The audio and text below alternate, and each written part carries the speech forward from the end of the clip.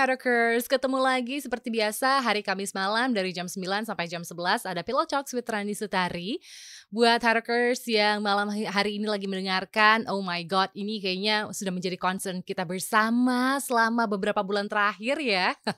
Hari ini gue bakal ngobrolin tentang hal yang kayaknya semua orang juga udah annoyed banget. Yes, kita akan ngomongin tentang air quality yang kayaknya tuh makin hari makin jelek ya Hackers. Oh by the way, gue juga pengen bilang makasih dulu sama Goodrich Sweets Antasari untuk meminjamkan Royal Sweets-nya. Dan malam hari ini seperti biasa aku tidak sendiri. Aku kali ini ditemani sama lelaki ganteng ya.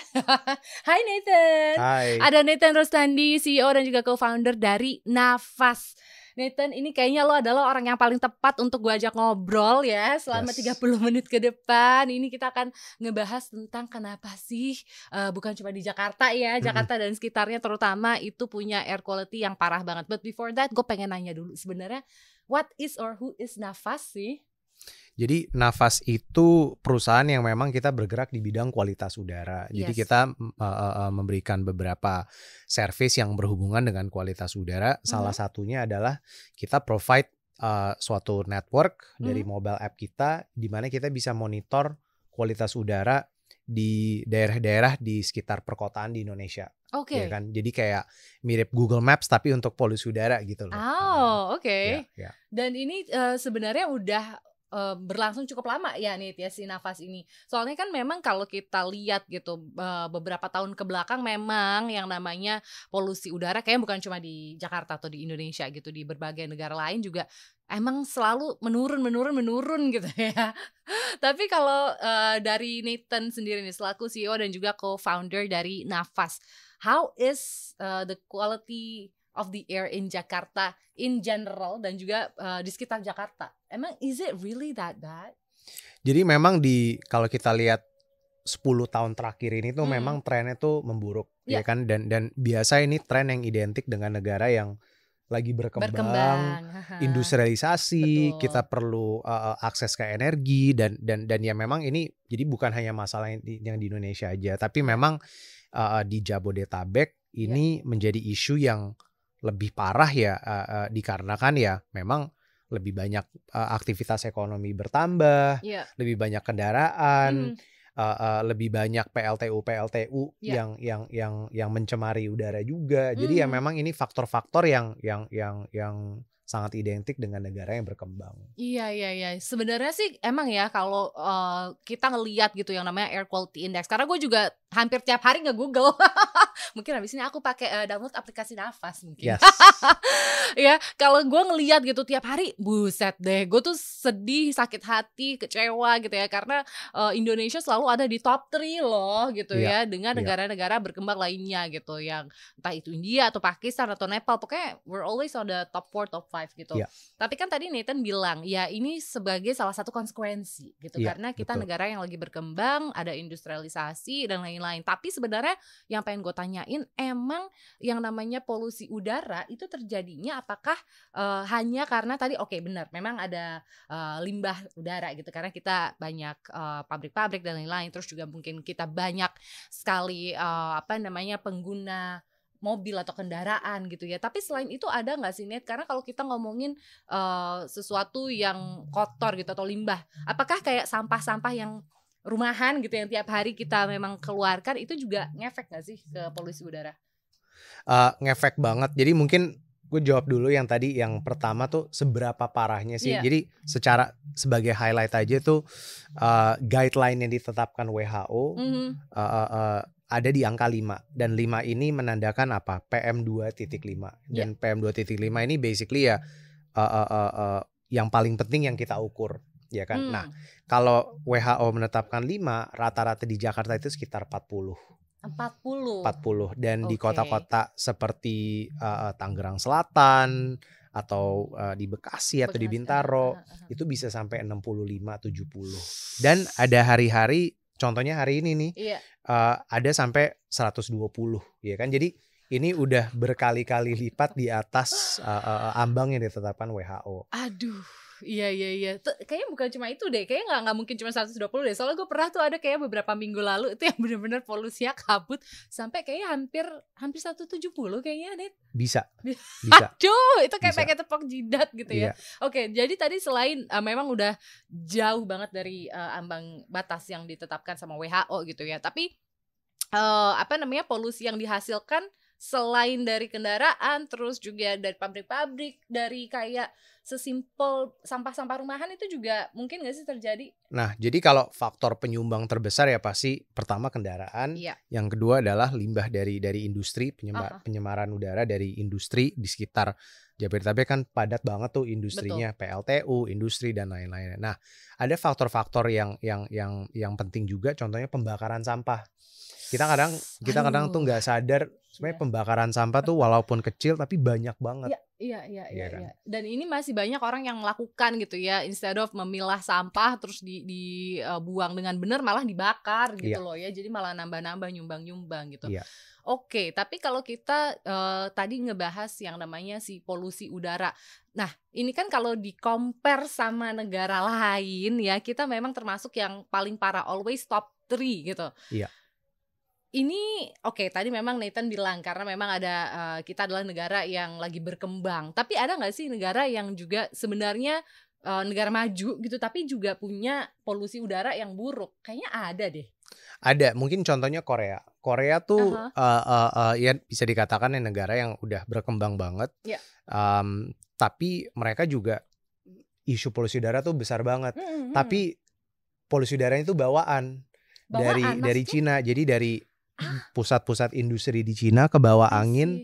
Terus ya memang karena jalur angin itu arahnya lewat Korea, jadi ya mereka dapat bawaan gitu. Waduh. Sama kayak di Singapura atau di Malaysia kalau ada kebakaran hutan, itu kan bisa, jadi polusi udara tuh bisa traveling tuh ratusan kilometer ke bawah angin. Really? Ratusan kilometer ya.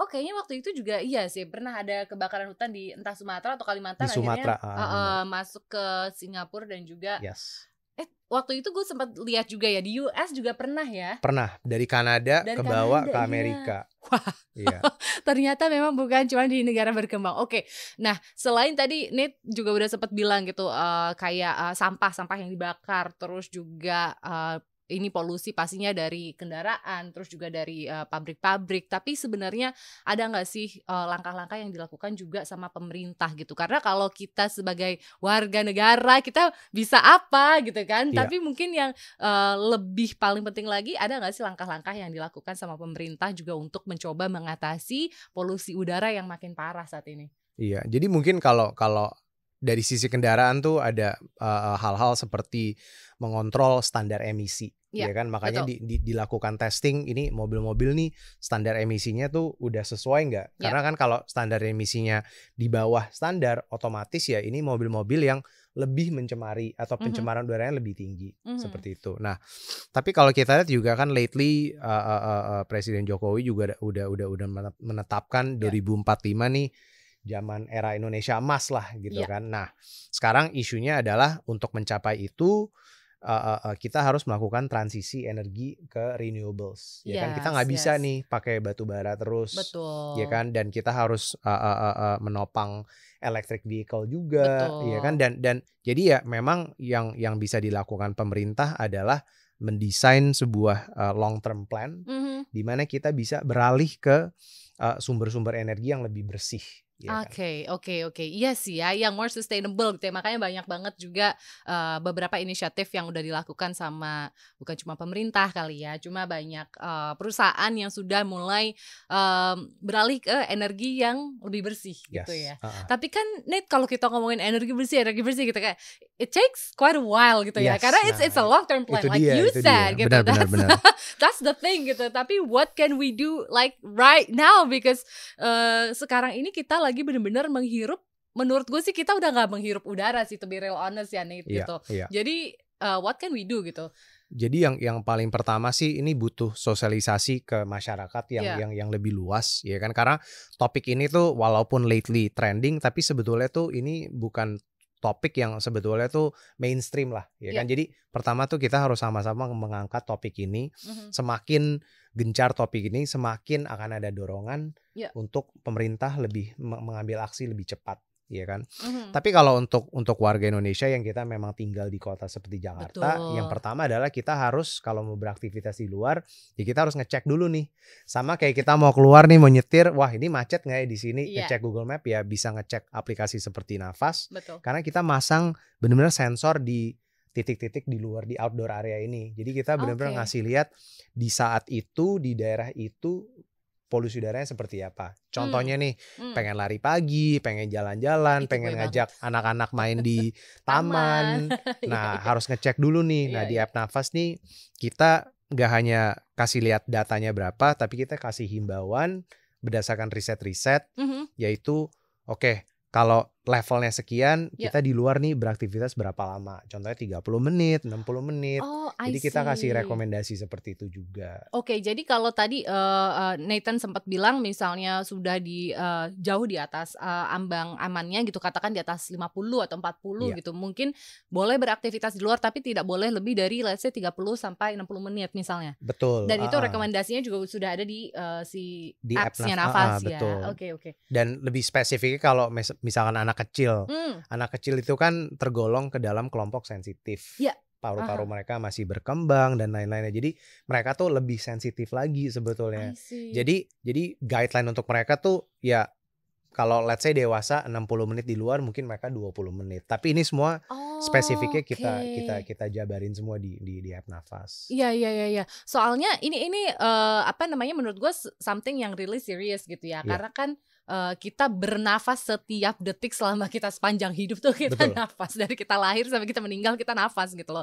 Jadi ini kayak hal yang menurutku efeknya panjang gitu. Memang tadi Nathan sempat bilang kalau sebagai orang dewasa mungkin kita udah punya imun sistem yang lebih baik. Kita bisa counter itu dengan mungkin makan makanan sehat, berolahraga dan lain-lain gitu. Tapi sebenarnya ada banget gak sih efek kesehatan terutama untuk orang-orang yang memang kayak kita nih gitu di kota besar tiap hari juga menghirup bukan udara sih. I really don't wanna call air in Jakarta air because it's too polluted. I think we're breathing toxic every day gitu.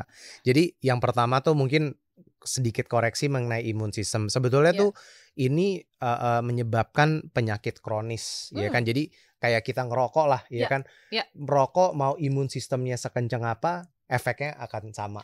Ya kan. Nah, efek dari kita bernafas udara yang tercemar itu sama ke tubuh kita. Jadi mungkin kita nggak ngerasain di dalam 1-2 minggu.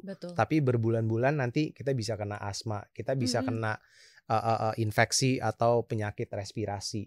Nah, jadi memang kalau dari sisi polusi udara, kenapa sih bisa mungkin dampak kesehatannya apa dan kenapa bisa sebesar itu? Pertama tuh kita sehari tuh bernafas tuh bisa 20.000 kali. Jadi bayangin kita sehari itu mengambil nafas itu lebih dari 20.000 kali.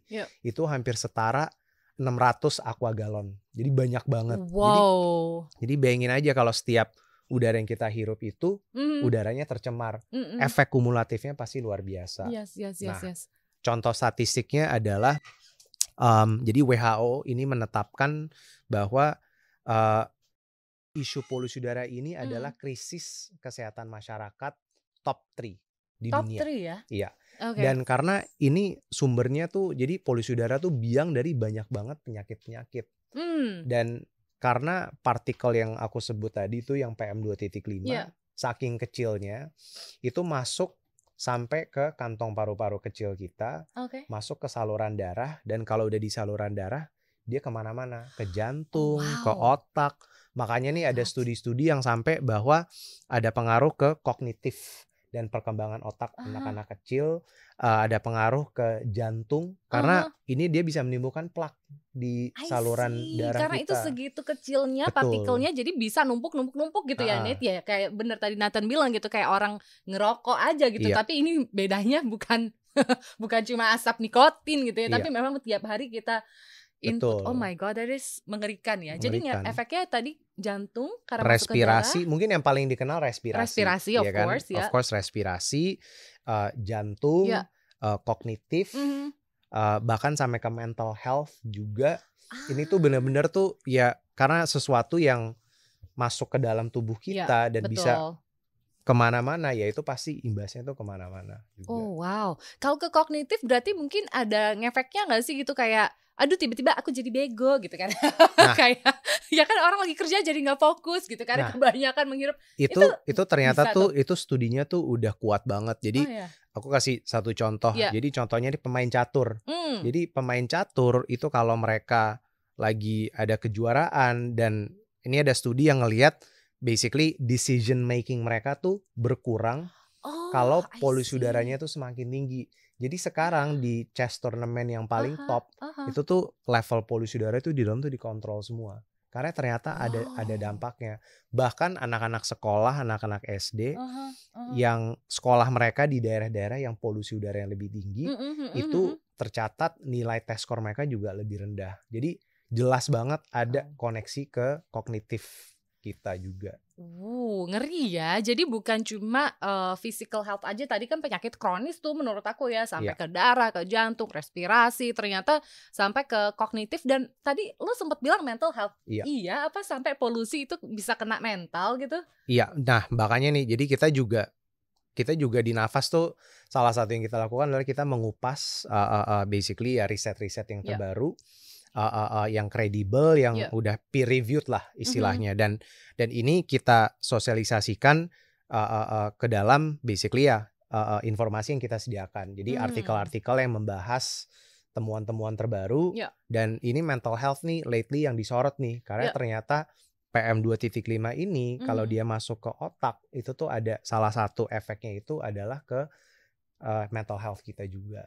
Waduh, ngeri ya. Dan mungkin ada ternyata efek kayak ngelihat udara di luar jelek, ya kan? Waduh. Jadi empet duluan gitu ya. Mau kerja, mau aktivitas kayak aduh, gue ngelihat gedung aja nggak bisa gitu kan. Dan itu efek juga kan. Iya loh, tapi for me mungkin gini, gue sedikit curhat nih Nate, karena gue anaknya suka tiap pagi rutinitas gue adalah gue mencoba badan gue itu kena sinar matahari, kena udara yang bagus gitu. Makanya gue sering banget pagi itu jalan kaki gitu. Dan sekarang itu boro-boro gue pengen jalan kaki karena satu bukan cuma udaranya segitu jeleknya, even I cannot see the sun. Itu gue sampai bingung, tunggu kadang-kadang tuh gue kayak ini kita lagi mendung mau hujan atau gimana, karena mataharinya aja tuh nggak kelihatan gitu loh. Bener. Ini tuh sebenarnya ngefek gak sih gitu dari gue nggak tahu ya, ini cuma pemikiran awam gue aja gitu. Ketika si matahari itu sinarnya nggak bener-bener kayak menerangi kita gitu, itu ngefek gak sih? Soalnya kayak ketutup polusi gitu. Ngefek.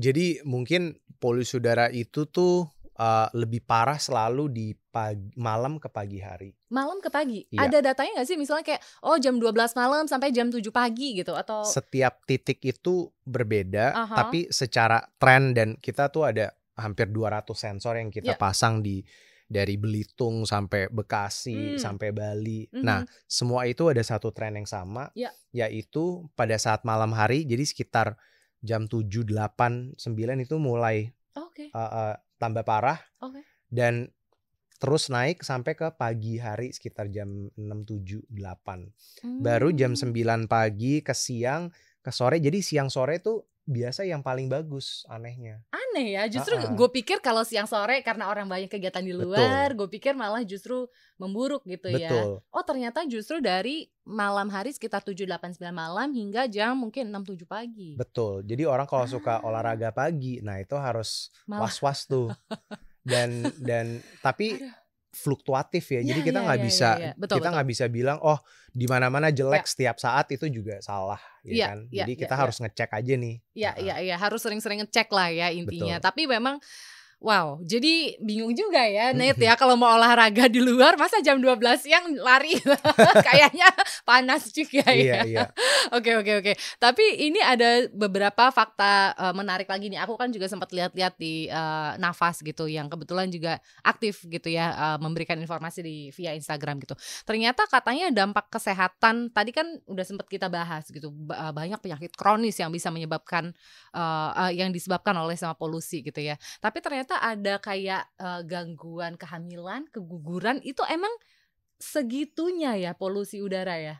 Iya, jadi maksudnya gini ya, kalau sampai kita ngebahas persentase atau ini disebabkan oleh itu tuh kita masih belum bisa mengambil kesimpulan karena ya kalau contohnya keguguran itu kan faktornya banyak. Betul. Ya kan, jadi karena faktornya banyak ini kita nggak bisa bilang faktor ini yang menyebabkan ini. Ya memang ini ada beberapa faktor yang menyebabkan outcome seperti itu. Tapi memang kalau kita lihat risetnya, PM 2.5 itu ditemukan bahkan di plasenta ibu hamil. Oh, wow. Jadi berarti ibu hamil itu kalau dia terpapar dan PM 2.5 itu dia hirup, itu akan masuk sampai ke plasenta, dan kalau masuk ke plasenta pasti akan masuk ke si bayinya tersebut juga. Nah, kalau bisa sampai berapa persen menyebabkan itu agak susah ya. Tapi yang pasti yang kita tahu tuh salah satu faktornya ya memang PM 2.5 adalah salah satu. Ngeri ya, Hardrockers, ternyata masalah udara ini. Oke, kita tadi udah ngomong berbagai efeknya atau dampaknya gitu. Terus what government can do. But personally untuk kita sendiri nih Nathan gitu, selain mungkin setiap harinya kita mencoba ngecek dulu keadaan polusi di luar ketika kita ingin bekerja atau berkegiatan di luar gitu, ada nggak sih hal-hal yang bisa kita lakukan untuk at least sedikit meredus polusi ini gitu? Karena tadi Nathan bilang memang ini bukan hal yang baru 1, 2, 3 tahun, ini sudah 10 tahun terakhir memang trennya selalu makin memburuk gitu. Betul. Ya. Tapi apa sih yang bisa kita lakukan gitu? Karena ya bisa dibilang kita kan tinggal di perkotaan, apa yang kita bisa give back gitu ya ke lingkungan mungkin. Nah, jadi kalau strategi yang dilakukan di negara-negara lain, karena di luar itu isunya tuh long term. Ya kan, kita nggak bisa dalam setahun terus tiba-tiba udah kita beresin semua. It takes time. Nah, strategi yang efektif adalah sebetulnya kita melihat ke indoor nih. Karena kita sehari itu di luar berapa jam sih, ya kan? Mungkin 90 sampai 95% dari waktu kita habis di dalam ruangan. Entah itu di rumah, di sekolah, di kantor. Jadi kalau kita bisa maintain kualitas udara yang baik di area-area indoor yang kita sering spend time, itu tuh bantu banget. Yang paling penting itu contohnya di kamar tidur. Jadi pada saat kita tidur, kita pasang air purifier HEPA, tapi kita pastikan dulu nih udah ukurannya sesuai dan ada metode pengukurannya, dan at least pada saat 8 jam kita tidur itu udaranya sehat. Nah, itu aja udah sepertiga dari hari kita. Betul. Dalam 8 jam beristirahat itu sebenarnya tubuhnya lagi regenerasi sel, dan disitulah justru kesempatan kita untuk memperbaiki pernafasan gitu ya. Dan mungkin area lingkungan yang perlu kita benerin juga mungkin kantor atau apa ya, yang karena kita kan kantor, tempat olahraga. Nah, jadi dari Nafas kita juga lagi mau ngeluarin satu sertifikasi namanya Clean Air Zone. Nah, jadi dari app Nafas ini nanti setiap bisnis yang menjadi Clean Air Zone ini berarti udah kita tes kualitas udaranya dan terjamin lah. Dan kita mau mendorong ini tuh ke perkantoran, ke sekolah-sekolah, ke tempat olahraga, basically ya tempat-tempat di mana memang banyak orang dan itu ya menjadi resiko juga. Iya. Wah, ini penting sih ya. Makanya jangan lupa download aplikasi Nafas loh, jadi iklan. Nih tapi selain tadi ya mencoba at least menjaga hal-hal yang indoor gitu ya, kita bisa caranya mungkin tadi pakai air purifier dan lain-lain. Tapi kalau untuk di outdoornya sendiri ada nggak sih aksi-aksi yang bisa kita lakuin juga gitu? Pakai masker, tapi maskernya harus yang KN95 ke atas. Oh really? Harus? Yes, harus. Jadi kalau masker kain-kain biasa tuh percuma. Ya? Dia hanya ngefilter debu-debu besar. Jadi yang PM2.5 itu nembus ke dalam. Jadi memang harus yang KN95. Wow, jadi walaupun kita sudah tidak pandemi, kita memasuki era baru ya, tetap aja harus pakai masker.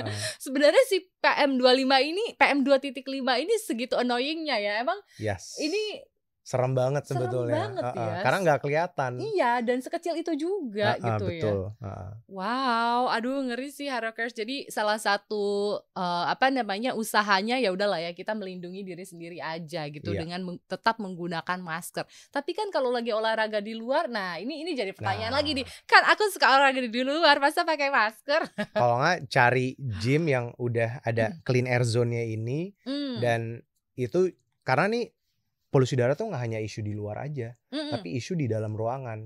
kalau nggak ada filtrasi atau ventilasi yang efektif, udara dari luar itu seringkali masuk ke dalam sehingga level di dalam sama di luar tuh hampir sama. Oh, ada benarnya juga ya Nathan ya. Iya. Jadi maksudnya let's say kita punya AC atau mungkin ya cara kita entah gimana lah ya membuat dalam ruangan itu kita pikir bersih, tapi ternyata kalau nggak dibersihin juga mungkin AC-nya dan lain-lain ya sama aja sebenarnya kondisinya sama di luar ruangan gitu ya. Iya. Aduh, tambah pusing. Jadi itu sih Harakers ya, banyak mungkin pertama-tama mungkin ngecek dulu kadar polusinya, terus juga mungkin ngambil langkah untuk melindungi diri sendiri dan terutama untuk anak-anak ya. Tapi Nathan ada nggak sih let's say solusi gitu ya kalau memang ini sudah keburu kejadian ke kita atau mungkin kayak tadi Nathan bilang ke orang-orang yang usia sensitif, mungkin anak-anak atau juga orang tua, ada nggak sih solusi yang bisa kita ambil gitu, misalnya mereka sudah terlanjur terpapar cukup lama gitu dengan si polusi udara ini? Iya, susah ya soalnya kalau udah contohnya tuh sekarang tuh yang lagi cases yang naik tuh asma di orang dewasa. Jadi pas kecil yang nggak ada asma, tapi tiba-tiba udah pas dewasa kena asma, ya kan?